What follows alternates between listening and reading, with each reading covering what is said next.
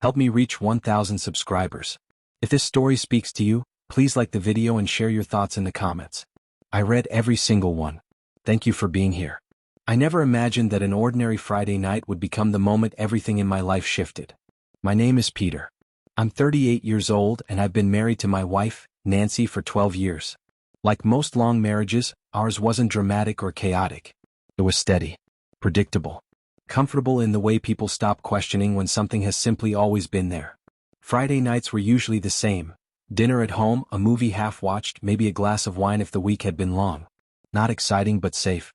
Familiar. That evening felt no different at first.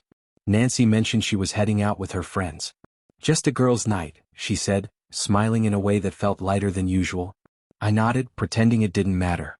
But something about her excitement lingered in my mind longer than I expected. I stayed home, answering emails, folding laundry, distracting myself with tasks that didn't require thinking. Time passed quietly. 10 o'clock came and went. Then 11. When I finally heard the door unlock, I looked up instinctively. Nancy stepped inside and immediately I sensed something had changed. It wasn't her clothes or her makeup. It was her energy.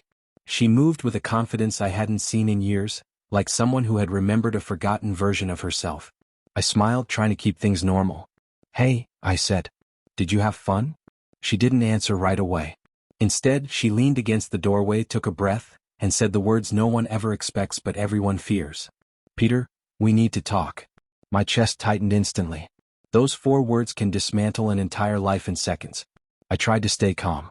Okay, I said. What's going on? She stepped closer, twisting her fingers together like she was bracing herself. I've been doing a lot of thinking, she said quietly. And I feel like we've been slowly drifting apart. Like we're living beside each other instead of with each other. Each word landed heavier than the last. She continued, voice trembling just enough to reveal how hard this was for her. I don't want to spend my life just surviving routines. I need to feel alive again. I need something real. I felt the room tilt. I had believed stability meant success. Bills paid. Kids cared for. No fighting. I thought that was love holding steady. But hearing her say it out loud made me realize how much I had ignored. I reached for her hand without thinking, but she pulled back, not cruelly, just instinctively. Please don't misunderstand me, she said. I love you. I always will. But tonight, being with my friends, I remembered parts of myself I thought were gone. And once you remember that, you can't forget it. That was the moment everything became painfully clear. We hadn't broken suddenly. We had worn down slowly, quietly. Comfort had replaced connection. After a long silence, she spoke again. I don't know exactly what this means yet, she said. But I know we can't keep pretending everything is fine. I need honesty. I need space to feel like myself again. And I want to know, do you want to try with me? Really try. I looked at her, truly looked at her, and saw fear mixed with hope. And for the first time in a long while, I stopped hiding from my own truth. I do, I said. I miss us. I miss feeling close to you. I don't want us to become strangers in the same house. She smiled softly, the smallest hint of relief crossing her face. Then maybe, she said, we can start again? Not perfectly. Just honestly. If this moment resonates with you, hit the like button. It helps this story reach people who might need it.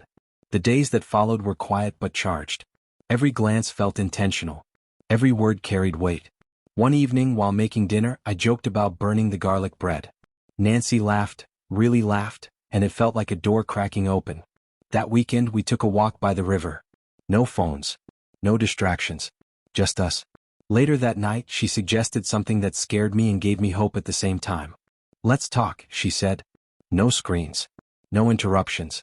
Just us. We sat at the kitchen table with candles and half-finished glasses of wine, and we finally said the things we'd buried for years. She spoke about loneliness, about losing herself, about being afraid that marriage had erased who she was. I talked about feeling invisible, about giving love quietly and wondering if it was still wanted. There were tears, long pauses, heavy truths, but something powerful happened when everything was finally spoken out loud. The weight began to lift. Have you ever had a moment like this in your relationship? Share your experience in the comments. Your story might help someone else. We didn't fix everything that night, but we made a promise to stop avoiding the cracks. We started small. One night a week just for us. Real conversations. Intentional presence. Effort without expectation. Some days were hard. Old habits fought back. But slowly our home felt warmer, safer, more alive. Type new beginning in the comments if you believe people can rebuild connection after drifting apart. Months later, on another quiet Friday night, I watched Nancy laugh with our kids, and I realized something important. Love isn't about constant excitement. It's about choosing each other again even when it would be easier not to. That night, as we turned off the lights, she whispered, "Thank you for not giving up." And for the first time in years, I felt peace. Not because everything was perfect, but because we were finally fighting for each other the right way. What do you think was the real turning point for Peter and Nancy? Leave your thoughts below and join the conversation.